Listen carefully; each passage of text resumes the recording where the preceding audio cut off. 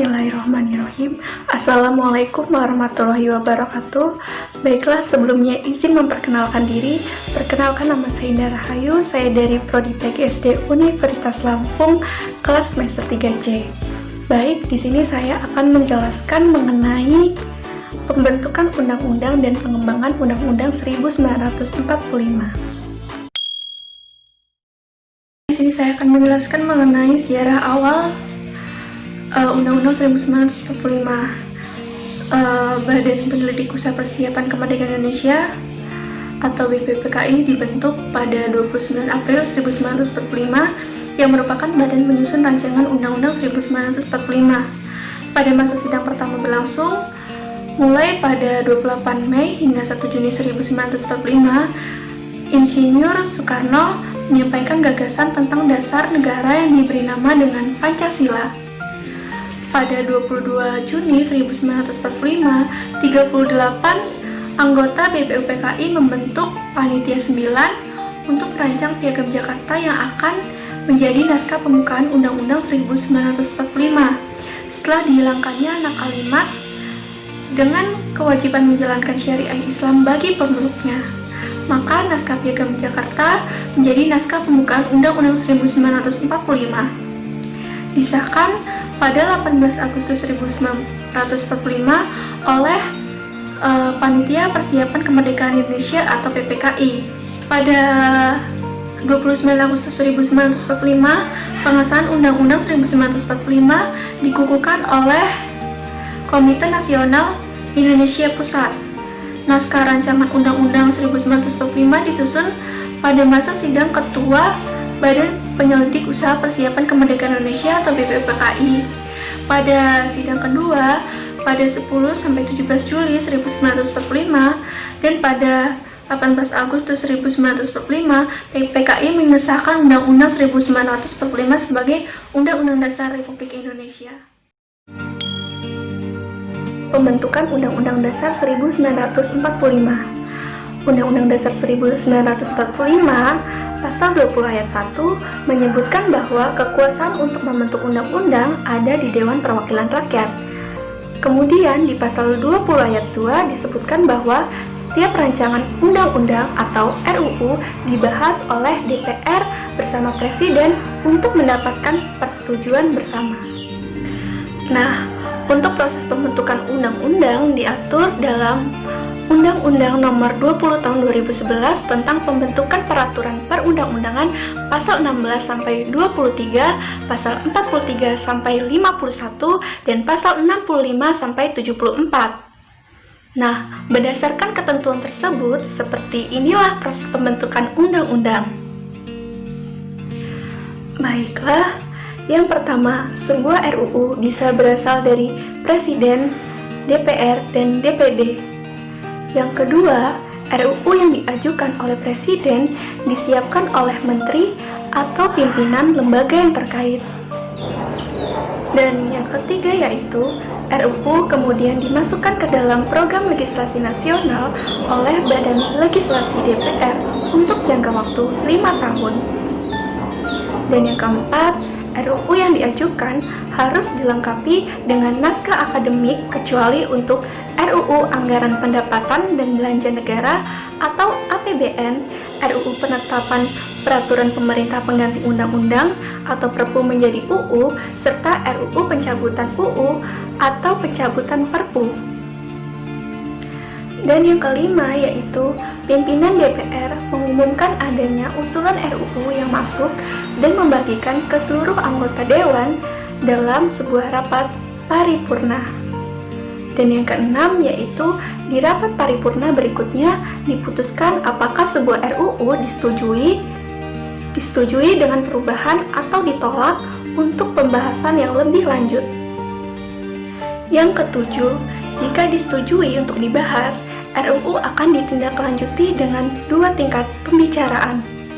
Yang kedelapan, pembicaraan tingkat pertama dilakukan dalam rapat komisi, rapat gabungan komisi, rapat badan legislasi, rapat badan anggaran, atau rapat panitia khusus.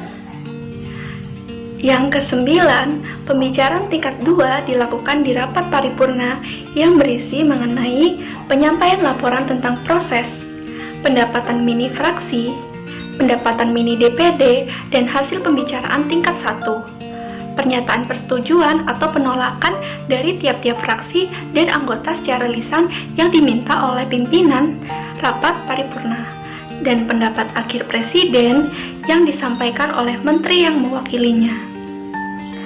Yang ke-10, apabila tidak tercapai kata sepakat melalui musyawarah mufakat, keputusan diambil dengan suara yang terbanyak. Yang ke-11, bila RUU mendapat persetujuan bersama DPR dan wakil pemerintah, maka kemudian diserahkan ke Presiden untuk dibubuhkan tanda tangan. Dalam UU ditambahkan kalimat pengesahan serta diundangkan dalam lembaga negara Republik Indonesia.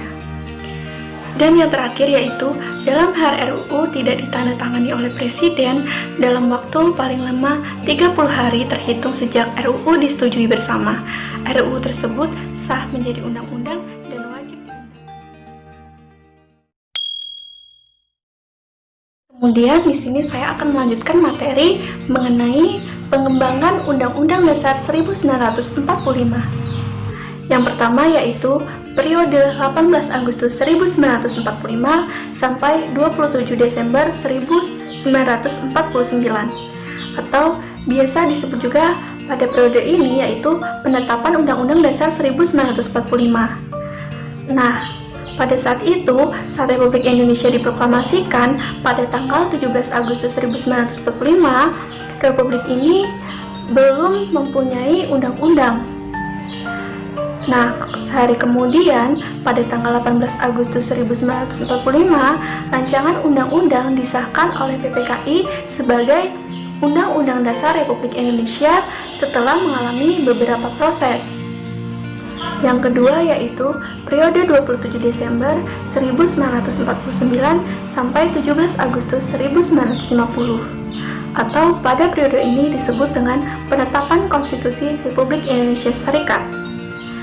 Perjalanan negara baru Republik Indonesia ternyata tidak luput dari rongrongan pihak Belanda yang ingin untuk kembali berkuasa di Indonesia. Akibatnya Belanda mencoba untuk mendirikan negara-negara seperti negara Sumatera Timur, negara Indonesia Timur, negara Jawa Timur, dan sebagainya. Sejalan dengan usaha Belanda tersebut, maka terjadilah agresi Belanda 1 pada tahun 1947 dan agresi 2 pada tahun 1948, dan ini mengakibatkan diadakannya KMB yang melahirkan Negara Republik Indonesia Serikat, sehingga UUD yang seharusnya berlaku untuk seluruh negara Indonesia itu hanya berlaku untuk Negara Republik Indonesia Serikat. Yang ketiga yaitu periode 17 Agustus 1950 sampai 5 Juli 1959 atau penetapan Undang-Undang Dasar sementara 1950. Periode federal dari Undang-Undang Dasar Republik Indonesia Serikat pada tahun 1949 merupakan perubahan sementara, karena sesungguhnya bangsa Indonesia sejak 17 Agustus 1945 menghendaki sifat kesatuan, maka negara Republik Indonesia Serikat tidak bisa bertahan lama karena terjadinya penggabungan dengan Republik Indonesia. Hal ini mengakibatkan wibawa dari pemerintah Republik Indonesia Serikat menjadi berkurang. Akhirnya tercapailah kata sepakat untuk mendirikan kembali Negara Kesatuan Republik Indonesia.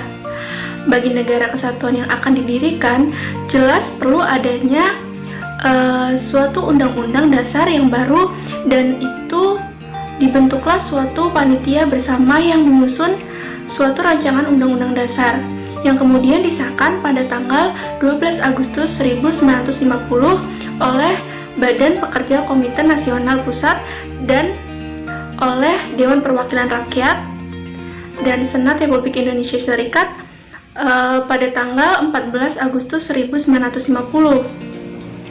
Dan berlakunya Undang-Undang Dasar baru itu pada tanggal 17 Agustus 1950. Yang keempat yaitu periode kembalinya ke Undang-Undang Dasar 1945 atau pada tanggal 5 Juli 1959 sampai 1966. Pada sidang konstituante pada tahun 1959, banyak kepentingan partai politik sehingga gagal menghasilkan undang-undang baru.